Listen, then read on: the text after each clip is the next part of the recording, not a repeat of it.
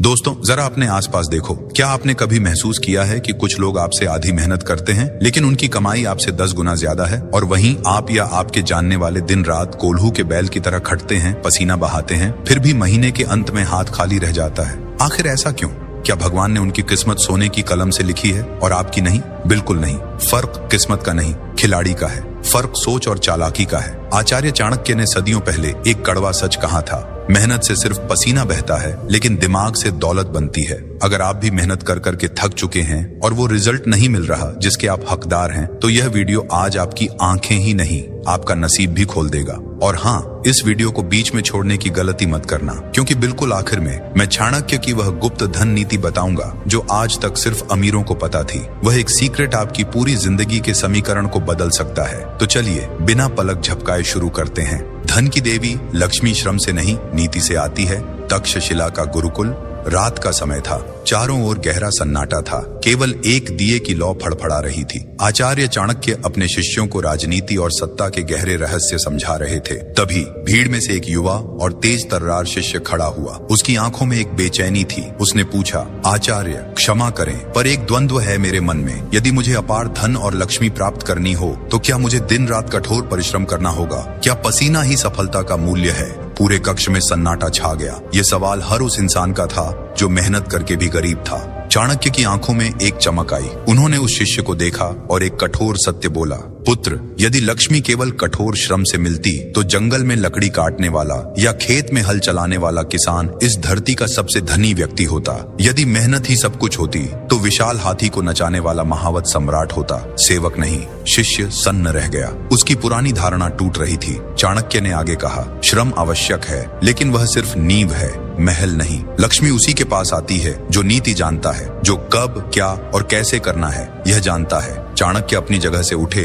और टहलते हुए बोले, तुम्हें क्या लगता है मैंने चंद्रगुप्त को सम्राट क्यों बनाया? क्या वह सबसे ताकतवर योद्धा था? नहीं, लेकिन उसके पास वह दृष्टि थी जो दूसरों के पास नहीं थी। वह गर्दन के नीचे, शरीर से नहीं, गर्दन के ऊपर, दिमाग से लड़ता था। चाणक्य ने जलते हुए दीपक की ओर इशारा किया और बोले, इस दीपक को देख, इसमें घी है, बाती है और अग्नि भी है, यानी मेहनत की सारी सामग्री है। लेकिन अगर तू इसे तूफान के सामने रख देगा तो यह बुझ जाएगा। मेहनत वही है पर दिशा गलत है। उन्होंने शिष्यों की आंखों में आंखें डालकर कहा, अगर तुम जिंदगी भर सिर्फ काम करने में लगे रहोगे तो तुम एक बेहतरीन नौकर तो बन जाओगे पर कभी मालिक नहीं बन पाओगे। याद रखना, लक्ष्मी सेवा के पीछे नहीं, उस दिमाग के पीछे चलती है जो सेवाओं का संचालन करता है। उस दिन शिष्यों को समझ आ गया कि पसीना बहाना मजदूरी है और पसीने को सही जगह बहाना चतुराई है। समय का पहिया घूमा। मगध में चंद्रगुप्त का राज्य था। एक विशाल सभा बुलाई गई। वहाँ बड़े बड़े व्यापारी, सैनिक और विद्वान बैठे थे। सबका एक ही सवाल था, लक्ष्मी की चाल को कैसे पकड़े,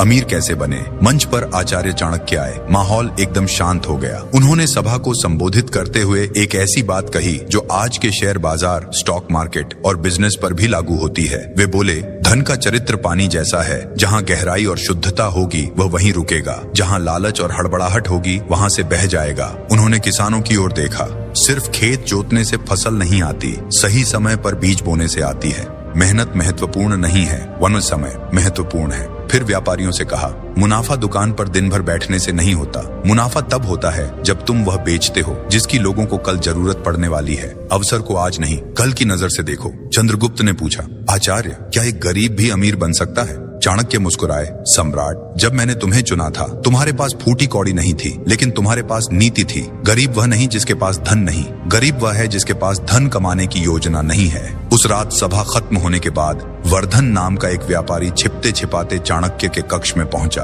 वह बहुत दुखी था। उसने कहा, आचार्य, मैं 20 साल से व्यापार कर रहा हूँ, न धूप देखता हूँ न छांव, फिर भी पैसा आता है और चला जाता है। मेरे हाथ छलनी हो गए मेहनत कर करके, पर तिजोरी खाली है। आखिर भूल कहाँ हो रही है? दोस्तों, क्या वर्धन की कहानी आपकी कहानी जैसी नहीं लगती? चाणक्य ने उसे सांत्वना नहीं दी, बल्कि उसे धन के 3 शत्रु बताए। इसे ध्यान से सुनना, यह आपके लिए है। अनियंत्रित खर्च। तुम सोचते हो पैसा कमा लिया तो राजा बन गए, पर लक्ष्मी देखती है कि तुम उसका सम्मान करते हो या उसे उड़ाते हो। जो धन को उड़ाता है, धन उसे उड़ा देता है। अस्थिर निर्णय। जो इंसान फैसला लेने में कल कल करता है, अवसर उसके हाथ से निकल जाता है। लक्ष्मी आलसी के पास नहीं, साहसी के पास जाती है।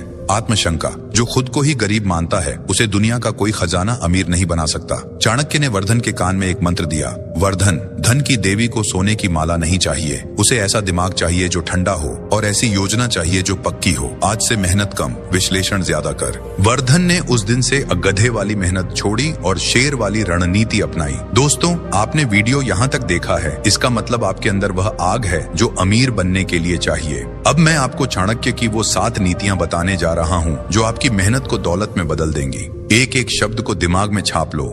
नीति नंबर 1, लक्ष्मी बुद्धि की दासी है, पसीने की नहीं। हाथ पैर हिलाने से पैसा नहीं आता, दिमाग के घोड़े दौड़ाने से आता है। काम करने से पहले सोचो, क्या यह काम मुझे अमीर बनाएगा या सिर्फ व्यस्त रखेगा। नीति नंबर 2, खुद पर नियंत्रण। पैसा आने से पहले अगर दिमाग खराब हो जाए तो पैसा टिकता नहीं। पहले अपनी आदतों को अमीर बनाओ, बैंक बैलेंस अपने आप अमीर बन जाएगा। नीति नंबर 3, कमाने से बड़ी कला है बचाना। अमीर वह नहीं जो 1 लाख कमाता है और 99,000 उड़ा देता है। अमीर वह है जो 50,000 कमाता है पर उसे निवेश करके 1 लाख बना देता है। नीति नंबर 4, समय ही असली धन है। चाणक्य कहते हैं, जिसने अपना समय फालतू लोगों और फालतू कामों में गवाया, उसने अपनी दौलत में आग लगा दी। समय को बेचना बंद करो, समय को खरीदना सीखो। नीति नंबर 5, बुद्धि का निवेश। सोने चांदी में नहीं, पहले अपने दिमाग पर खर्च करो। जो इंसान सीखता रहता है, लक्ष्मी उसके घर का रास्ता कभी नहीं भूलती। नीति नंबर 6, अवसर को सूंघना सीखो। भीड़ जिस तरफ जा रही है, जरूरी नहीं कि सोना वहीं हो। चाणक्य कहते हैं, वहां देखो जहां कोई नहीं देख रहा।